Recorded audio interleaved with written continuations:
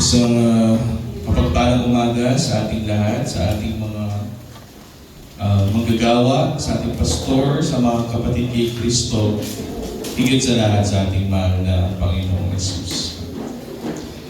Tayo na pinadako sa susunod na bahagi ng ating gawain.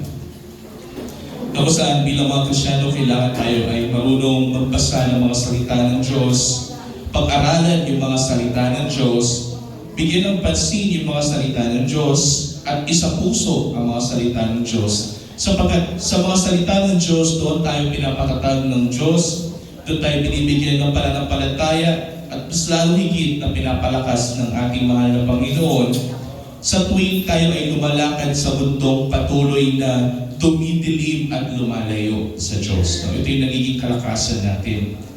Kaya nga tayo nandito upang tayo ay mag-aliwan sa mga salita ng Diyos. Last time, ano pinag-usapan natin? Romans chapter 12. No? At ngayon kapatid, tayo na idadako sa susunod na kapitulo ng libro ng mga taga-Roma. That is Romans chapter 13. At pag-aaralan natin ito ng mas mainam sapagkat ito ay napapanahon. Mayroong mga rally na mga nangyayari, mayroon pong mga welga na nangyayari sa ating bansa, nawawalan ng tiwala yung mga tao sa mga namumuno, mayroong iba kapatid na nagra-riot o yung naninira na ng ari-arian ng ibang tao para lamang ipabatid sa ating gobyerno kung ano yung hindi nila gustong nangyayari. Lalo't higit na marami pong korupsyon na nangyayari sa ating bansa. Pero pinapalalahanan tayo dito ni Pablo sa Romans chapter 13 na lahat ng mga nangyayari sa mundong ito, lahat ay itinalaga ng Diyos na mangyari. At bilang mga Kristiyano, kailangan natin itong maintindihan at maunawaan upang ating matanggap kung ano man yung nangyayari. At makapag-move on tayo sa nangyayari sa Pilipinas. No? So ganyan kapatid yung pag-aaralan natin ngayong umaga na ito. At magpapatuloy tayo hanggang matapos natin yung Romans chapter 13. Okay? Para matapos na natin yung Book of Romans at makapag-move on tayo sa ibang mga books sa Bible. Sa ating pagbabasa sa Romans chapter 13, may kita mo dito sa verse 1, tingnan natin sa Tagalog, kapatid. Sabi dito sa Romans chapter 13, verse 1,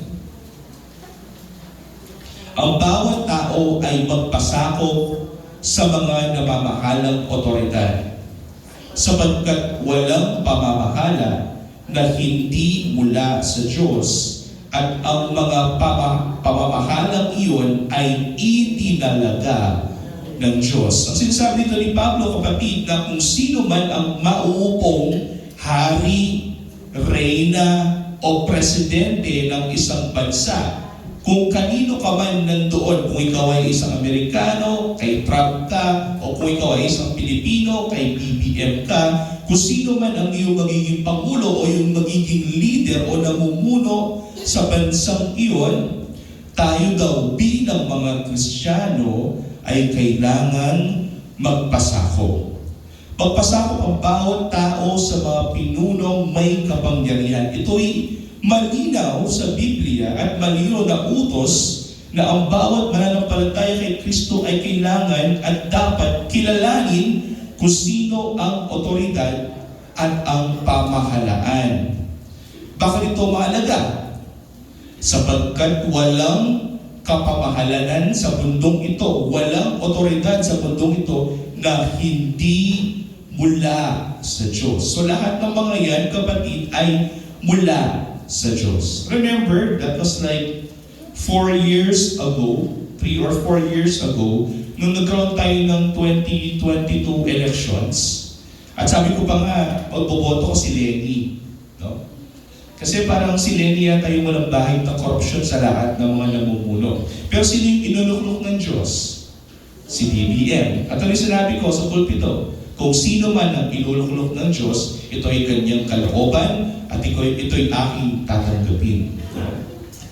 At ganoon din ngayon, kapatid, na kung sinabi ni Pablo na tayo daw ay magpasakop sa ating mga leader sapagkat sila ay itinalaga ng Diyos, ang ibig sabihin nito na ang pamahalaan, kung sino man yung leader natin ngayon, ay hindi aksidente.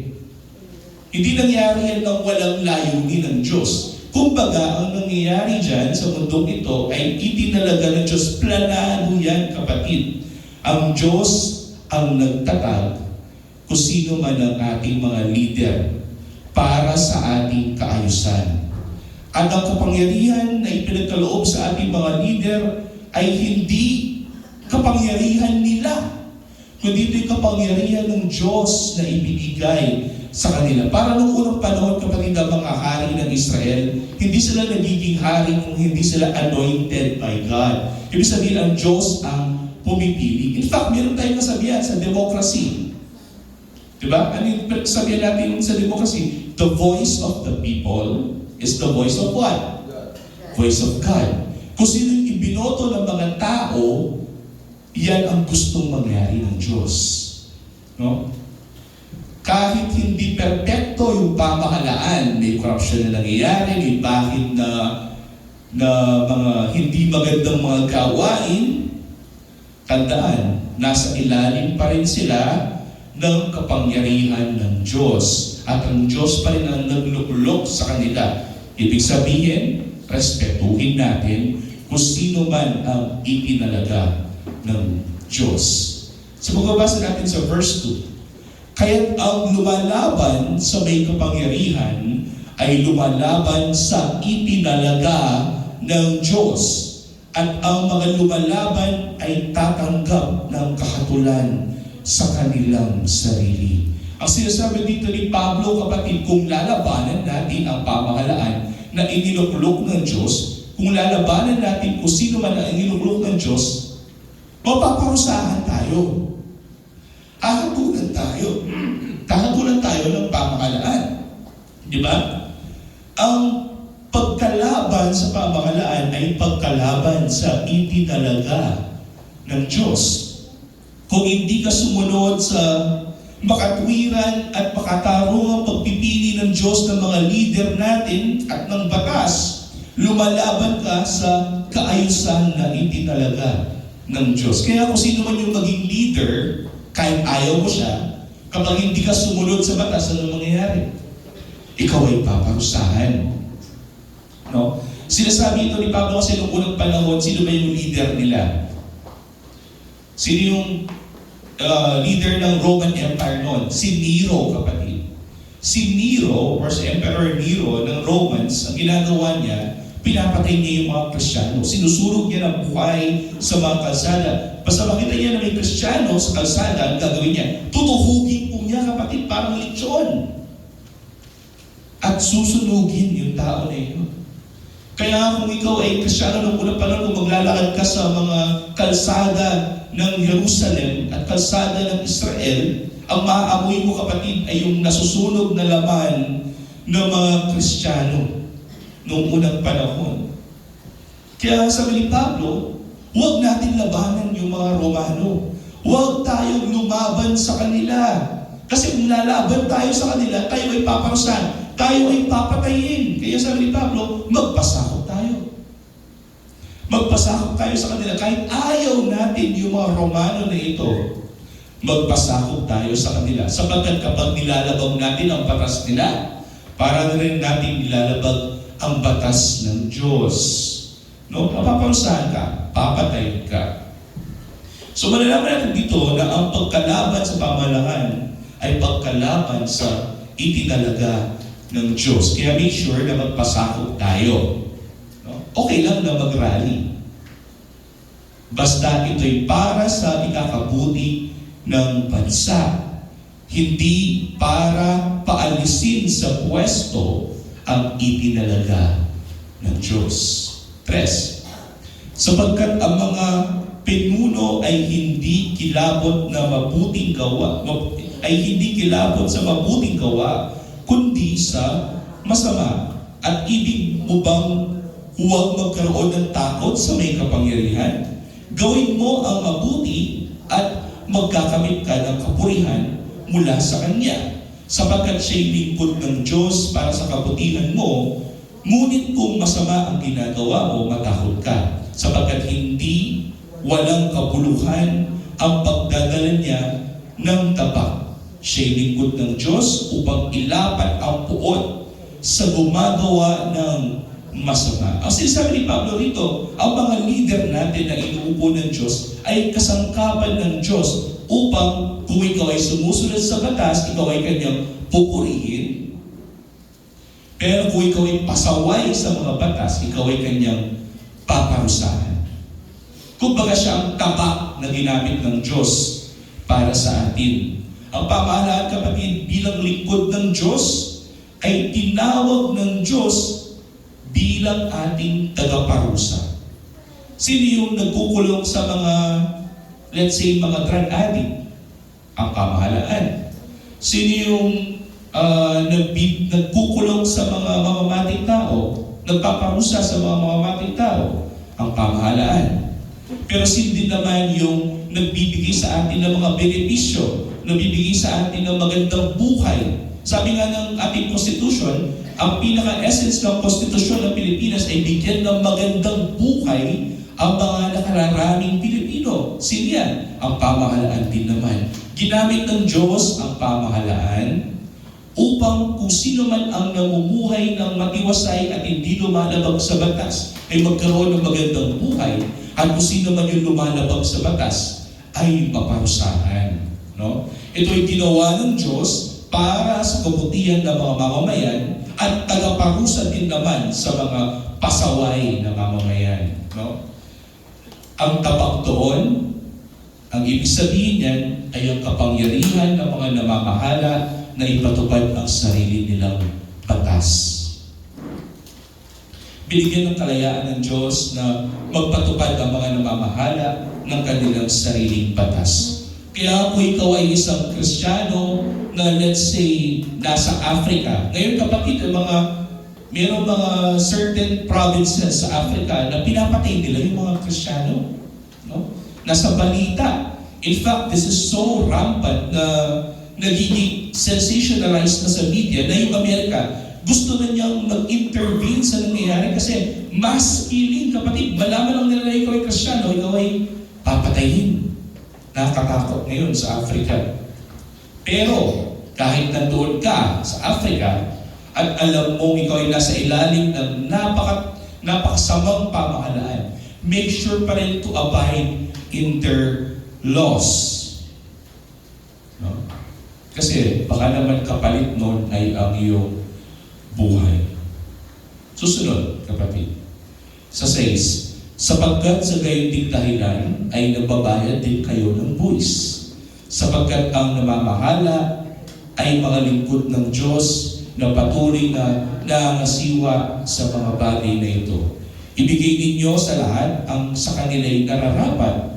Buwis dapat sa buwisan, ambag sa dapat ambagan, paggalang sa dapat igalang, at parangal sa dapat parangalan. Ang sinasabi dito ni Pablo, kapatid, kung nasa ilalim ka ng gobyerno at sila'y naniningil ng buwis, huwag kang pasaway.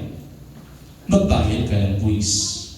Noong unang panahon, kapatid, yung mga Israelita, ayaw nila sa mga maniningil ng buwis. Bakit? Kasi ang paniniwala nila, sila ay mga masasamang tao na nagbibigay lamang ng pera sa kaaway nilang empire, which is yung mga Romans. Kaya si Matthew is a tax collector. At ang tingin nila kay Mateo, siya ay makasalanang tao kasi hinuhututan sila ng pera. No? Pero again, bilang mga Kristiyano na nasa ilalim ng bansang Pilipinas, kung naniningil ng buwis ang Pilipinas, kahit mataas, bayaran natin. No? In fact, nung pinatupad nila yung VAT, alam niyo ba yung VAT? Value Added Tax. Sa lahat ng mga binibili natin, sa lahat ng mga nilalabas nating pera, may karampatang 12% na ibinibigay natin pabalik sa gobyerno. No? Bibili ka lang ng candy, may 12% po yan. Magbabayad ka lang sa inyong mga tubig, sa prime water, may 12% po yan. yung mga taxes na yan na pinapataw sa atin, kailangan nating sundin. Bakit? Kasi kapag hindi mo sinusunod yung batas, ang tawag sa iyo ng gobyerno, pasaway, di ba? Pero bakit ito inuutos ni Pablo? Kasi nais ni Pablo na bilang mga Kristiyano, kailangan tayo ay praktikal. Ano ibig sabihin ng praktikal? Magbayad tayo ng buwis sapagkat tayo ay mga nasa ilalim ng bansang ito. Kung hindi ka nagbabayad ng buwis, pwede mo itong ikamatay. Magbigay galang dahil ang otoridad ay mula sa Diyos at magbigay pugay sa mga nararapat na pugayin.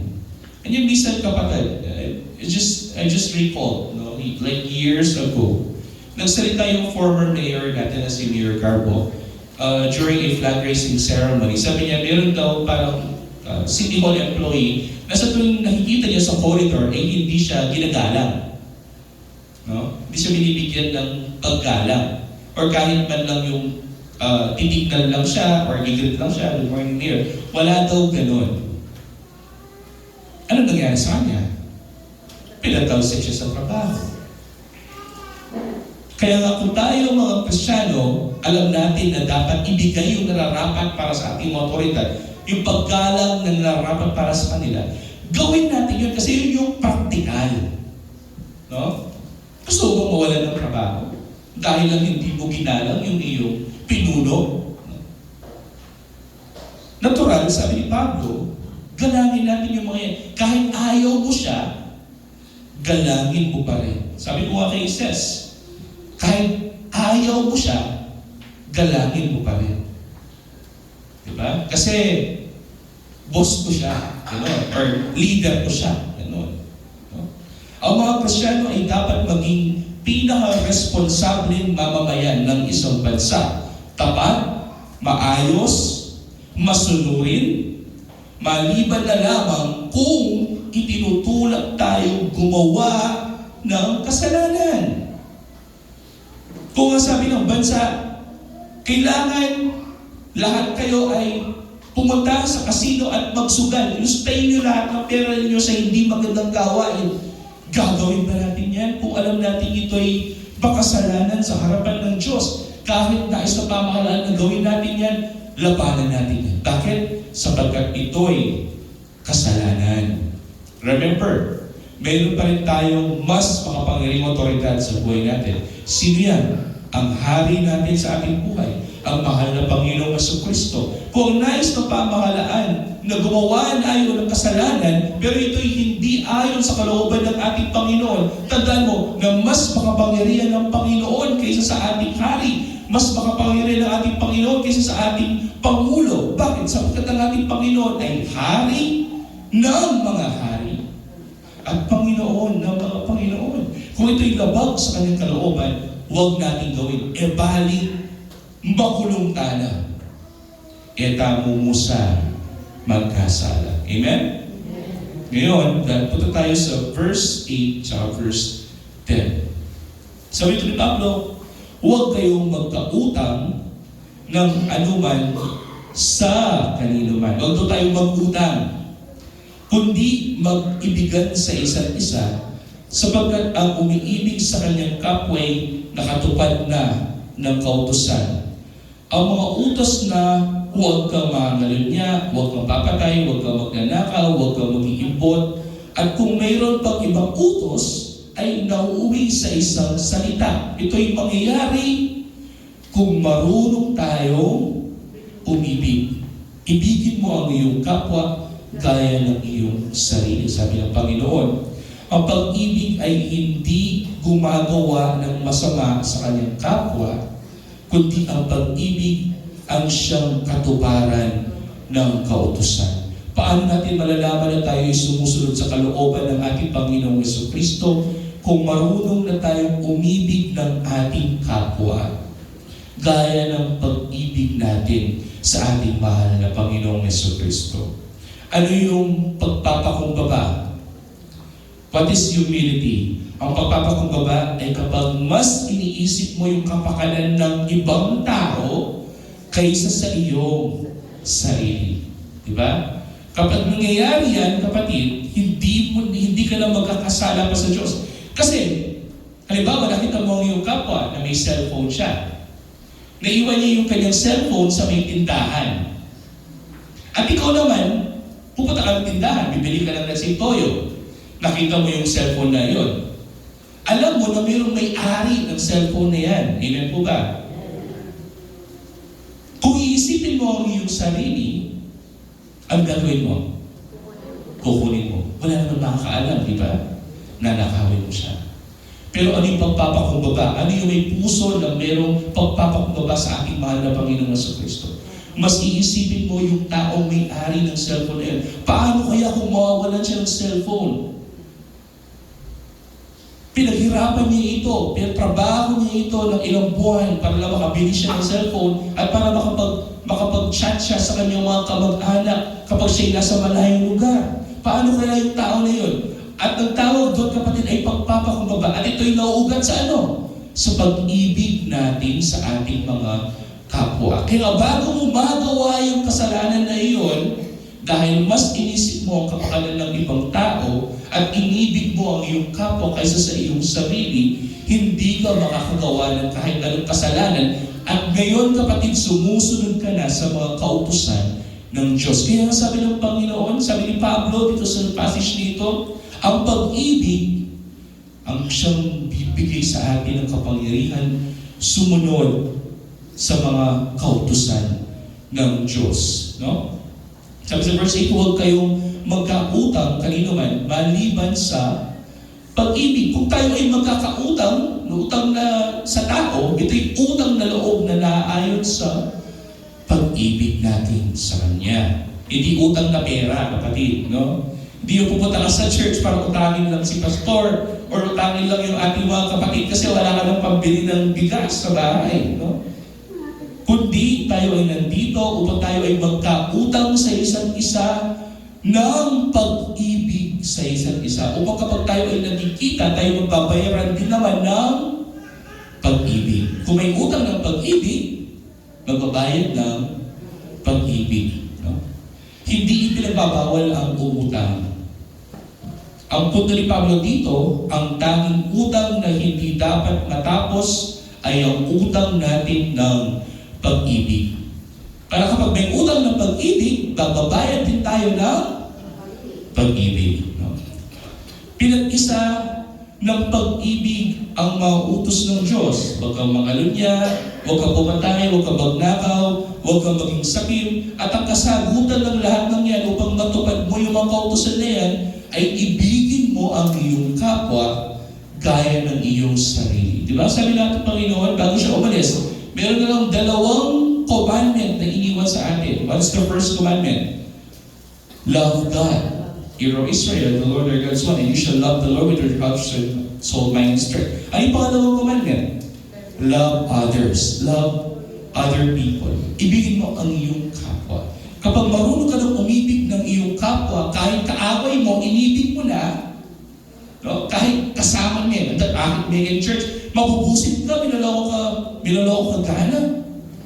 Pero kapag natutunan mo siyang ibigin kahit siya ay kasuklam-suklam sa iyong paningin, ang pag-ibig na yun, kapatid, ang magpapalit ng iyong pusong galit sa Kanya, sa pusong malambot na umiibig sa Kanya. Paano daw natin gagawin yun? Isipin daw natin na meron tayong utang sa ating mga kapatid.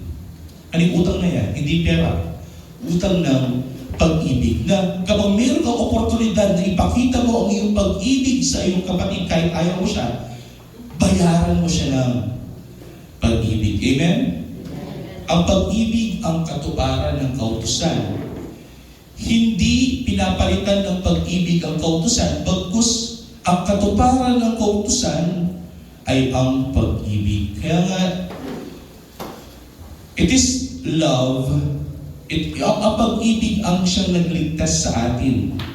Ang pag-ibig ng Diyos. At kung ang pag-ibig ng Diyos ang nagligtas sa atin, sabi ni John, we should also love each other as God loved us first. No? Hindi pinapalitan ng pag-ibig ang kautusan, kundi tinutupad ito. At kung may pag-ibig, wala nang pag-aaway. pang-aabuso, wala ng karahasan, wala ng pandaraya, wala ng kasakiman. Ang pag-ibig ay buhay ng tao na binago ng Diyos sa araw-araw. Kung marunong tayong umiibig, binabago tayo ng Diyos sa araw-araw. Susunod kapatid, so Romans chapter 13 verse 11 to 14. Bukod dito, sabi ni Pablo, alam ninyo ang panahon na ngayon oras na upang magising kayo sa pagkakatulog, sapagkat ngayon ay higit na malapit na sa atin ang kaligtasan kaysa noong tayo sumasampalataya ng una. Malalim na ang gabi at ang araw ay malapit na. Kaya iwaksina natin ang mga gawa ng kadiliman at ating isakbat ang mga sandata ng liwanag. As sinasabi ni Pablo rito kapatid, na tayo ay nasa mga panahon na malapit nang dumating muli ang ating mahal na Panginoon Jesucristo. As sinasabi ni Pablo dito, in essence, tayo ay kailangang magmadali. Kailangan isipin natin na meron tayong urgency. Pag mayroong emergency, anong gagawin natin? Tayo ay dali-dali. Kapag nasusunog yung bahay mo, let's say, for example, nasusunog yung bahay mo, at alam mo nasusunog yung bahay mo, titignan, papanoorin mo na lamang ba na nasusunog yung bahay mo? Hindi. Anong gagawin mo? Meron kang urgency, maghahanap ka ng tubig or maghahanap ka ng fire extinguisher para patayin yung apoy. Amen po ba? Kaya sabi ni Pablo, magkaroon din tayo ng ganong mindset. Anong mindset na yan? Malapit nang dumating ang Panginoon. Kaya sabi ni Pablo, gumising kayo sapagkat mas malapit na ang araw ng pagdating muli ng Panginoon. Meron nga tayong kanta. Ano yung kanta na yan? Ngayon ang araw ng kaligtasan mo, kaibigan ko. Pagtatalungin tayo ng mga tao, kailan ba yung kaligtasan ng aking kaluluwa? Ngayon na. Ora mismo. Kailangan mo nang gawin ngayon yan. Dapat meron tayong urgency. Meron tayong dapat gawin. Ngayon na. Huwag mong papanoorin yung sarili mo na malunod ka sa kasalanan. Kung meron kang oportunidad na magbago, lumapit kay Kristo, tanggapin mo siya. Now is the time. Ngayon na. Sapagkat malapit nang bumalik ang Panginoon. No? Papalapit na ang pagbalik ni Kristo. Hindi dapat tayo inaantok at natutulog.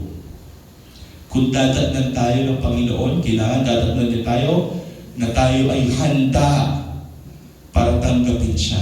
Amen. Dapat din tayong ganyang mindset. At meron din tayong mababasa sa verse 12 na mayroong gabi at mayroong liwanag. Sabi dito, malalim na ang gabi. Ano ibig sabihin niyan? Ibig sabihin, kapatid, na napakasama na ng mundong ito. Ang mundong ito ay, sabi nga ni Pastor noon minsan, ang mundong ito ay parang bunga na ripe na. What is ripe in Tagalog? Malulot. Hinog na. Malulot na. Anytime. Pwede na matin ng malyari kay yato mo ini. Yun yung kadiliman. Kaya nga sabi ni Pablo, malapit na ang liwanag. At ang araw ay malapit na. Ano yung sinasabi ni Pablo rito? Ang sinasabi ni Pablo rito, kailangan ganyan yung mindset natin mga Kristiyano. Isipin natin lagi, anytime, maaaring dumating ang Panginoon.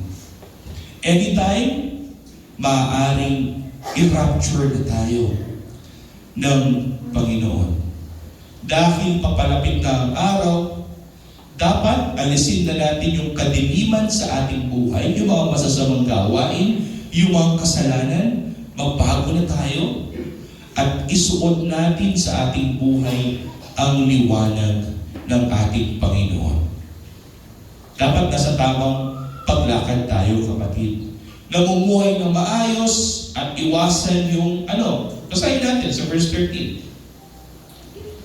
Sabi dito, lumakad tayo ng maayos, gaya ng sa araw huwag sa kalayawan at paglalasing, huwag sa kalaswaan at sa kahalayan, huwag sa mga away at paninibugho. Kasi sabi ni Pablo, kapatid, although this is very specific, noong una pa lang kapatid, kasi kapag naglalasing yung tao, ibig sabihin hindi siya nagtatrabaho, puros na lamang yung laman niya yung ginagawa niya, no? At yung paglalasing ay nauuwi sa mga hindi magandang gawain kasi wala ka ng control sa iyong sarili, no? Kaya sabi ni Pablo, panahon na para kontrolin naman natin yung ating sarili.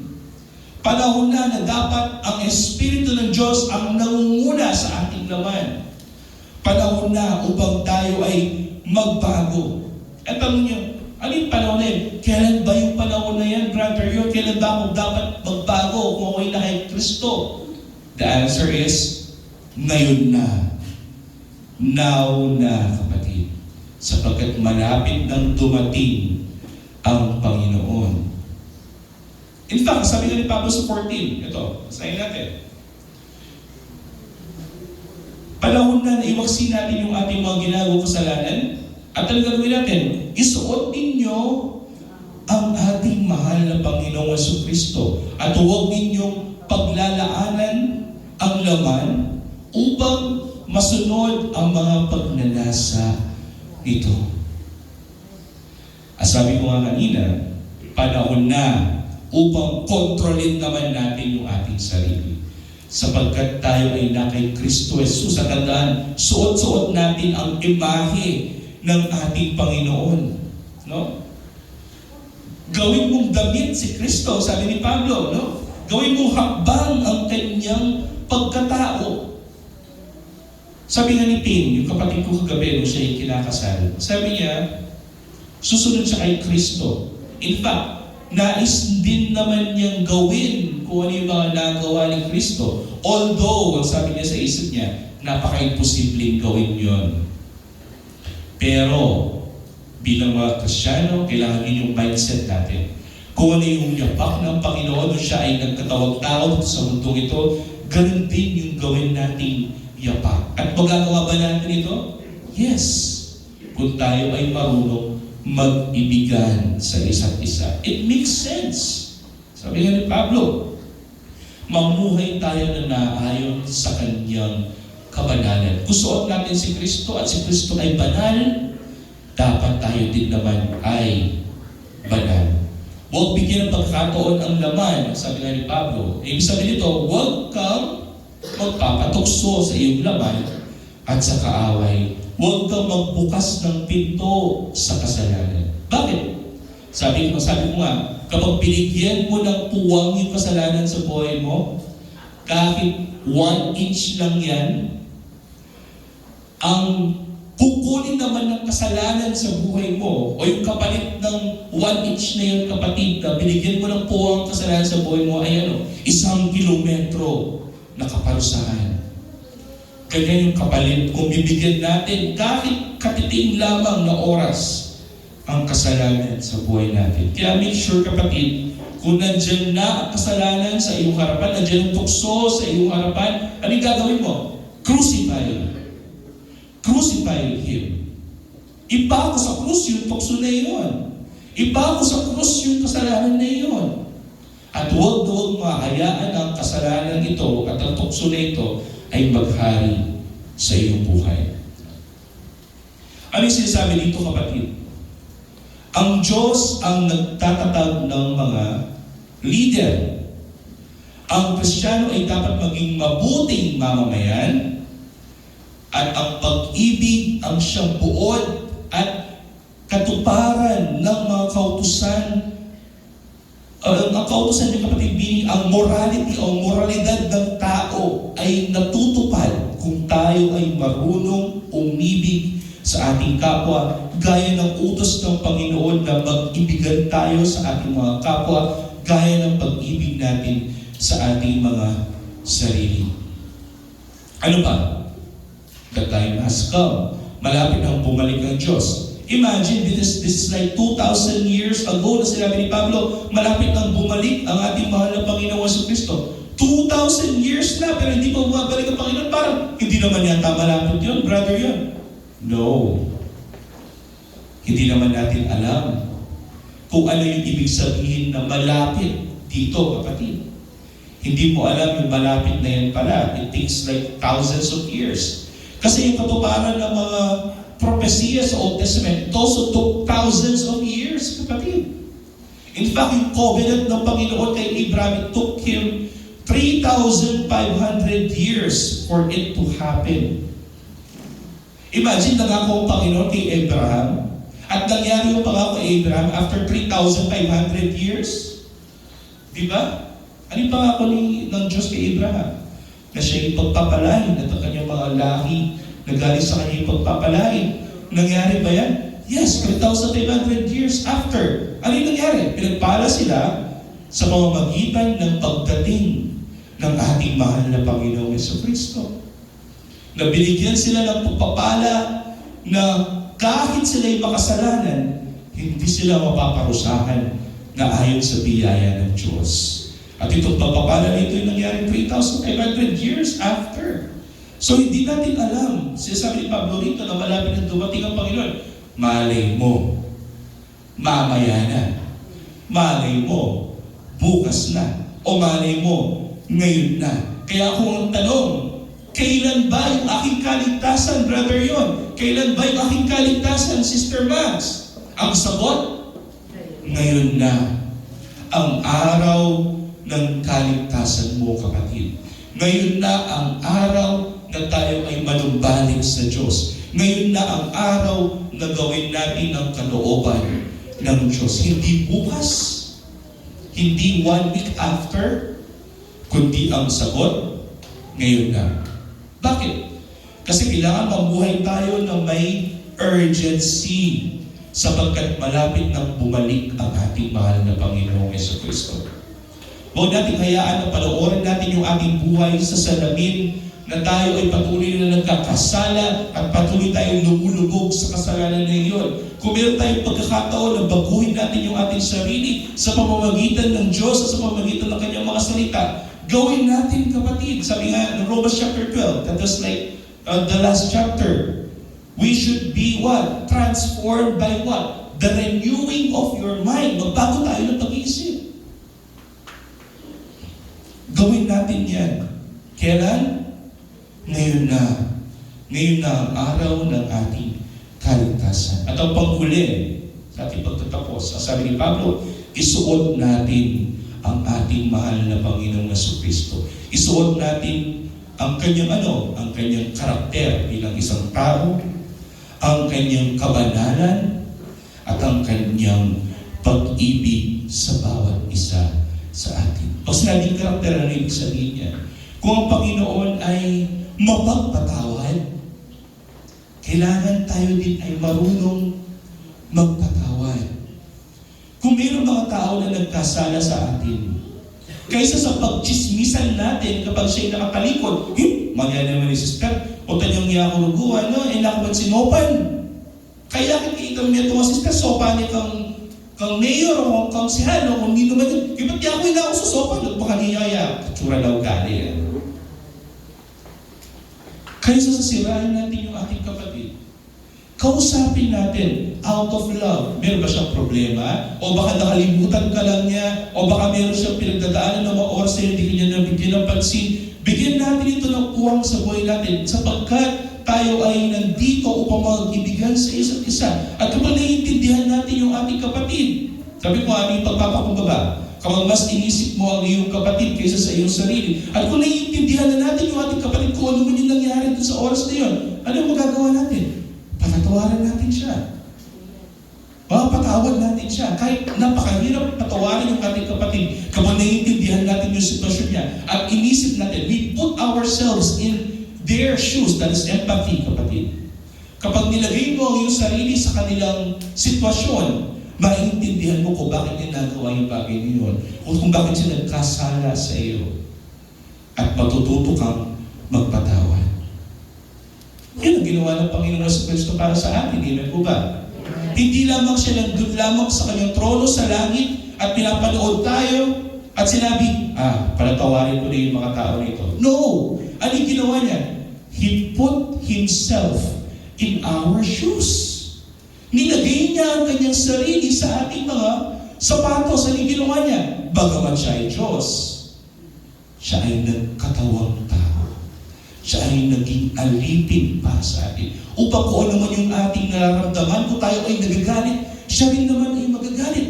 Kung tayo ay naku-frustrate, siya rin naman ay naku-frustrate. Kung nasaktan yung ating mga tuho ang ating mga paa, sa katayo maghapon sa isang kasal ng iyong kapatid for like 8 hours, nakatayo po kami, sakit ng paa mo, ngayong araw na ito. Naramdaman din ng Panginoon yan. At naramdaman ng Panginoon ang bigat ng krus sa Kalbaryo. Naramdaman ng Panginoon lahat ng naramdaman nating sakit at sakripisyo.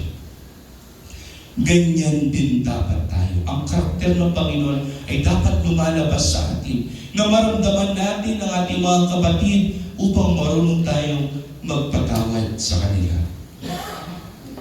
Ang karakter ng Panginoon, ang kabanalan ng Panginoon, na kahit isang kasalanan wala siyang ginawa. Dapat ganyan din yung aim natin sa ating buhay. Although imposible, ang sabi nga ni Dave, kapatid ko. Although imposible na hindi ka magkakasala kahit ikaw ay isang Kristyano na, gawin mo pa rin goal yan. Kasi kung yan yung goal mo, everyday, mag-i-improve ka, kapatid. Everyday, malalabanan mo na yung tukso. Dati hindi mo nalalabanan, pero ngayon nalalabanan mo na. Dati pag niyaya ka magbadyong ng mga kumari mo, oo ka agad. O ngayon, medyo mudadalawang isip ka na, o tapos bukas, hindi ka na sa kanila. Yung mga bagay na yan, kapatid, patuloy natin binabago sa ating buhay upang makita ng mundong ito ang karakter at kabanalan ng Diyos sa ating buhay. Bakit? Kasi suot natin ang Panginoon sa ating buhay.